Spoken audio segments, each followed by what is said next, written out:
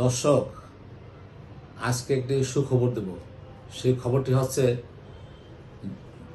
আমেরিকার Donald Trump এবং রক্তচক্ষু রক্তচোষা Benjamin Netanyahu যে প্ল্যান করেছিল যে গতকাল ইরানের জনগণের উপর পারমাণবিক হামলা করবে এবং ইরানকে ধ্বংস করে দেবে, কিন্তু মাঝপথে ডোনাল্ড ট্রাম্পের সুবুদ্ধির উদয় হলো।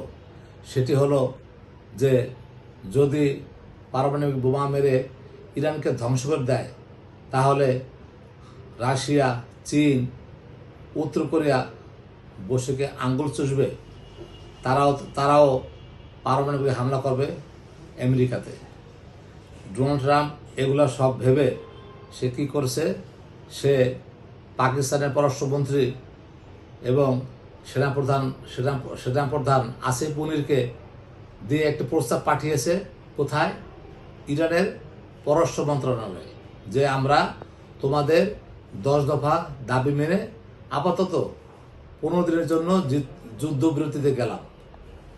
কিন্তু এদিকে ইরানের জনসাধারণ, ইরানের যত মেয়ে বা টিনেজ আছে, তারা সবাই বলতেছে আমরা খুশি নই, কারণ ডোনাল্ড ট্রাম্পের কথার কোনো শেষ নাই।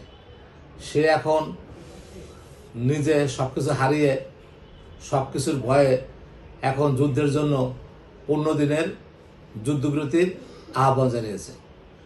যাই হোক, এখন আরও একটি সংকট দেখা দিয়েছে যে সব ডোনাল্ড ট্রাম্প এবং আমেরিকা একটি মোরল দেশ, মানে মাতুব্বর, সব দেশের রাজা, মানে যুদ্ধ করতে তার সবাইকে লাগে এবং কাউকে লাগে না, সে একলাই 100। এখন সে কী করেছে, জাপান, অস্ট্রেলিয়া সবাইকে বলছে আমার সাথে তোমরা আসো। এখন জাপান, অস্ট্রেলিয়া বলছে যে তুমি তো একলাই 100, তা আমাদের কেন দরকার?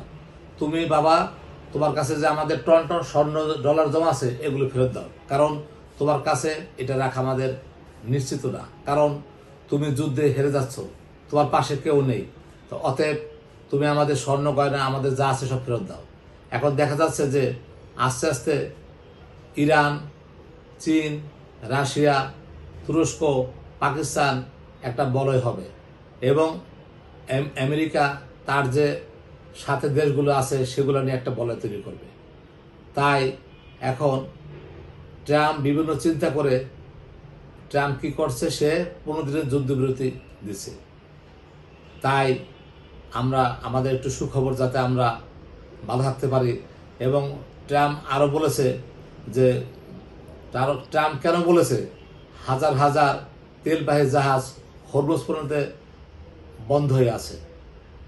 এখন যদি এই জাহাজগুলো না আসে, তাহলে সারা বিশ্বে তেলের সংকটে ভুগবে।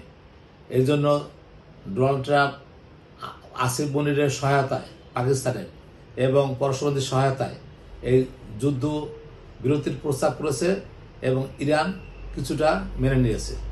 তাই সবাই ভালো থাকুন, সবাই সবার জন্য দোয়া করুন, আমার দেশে যাতে ভালোভাবে চলে।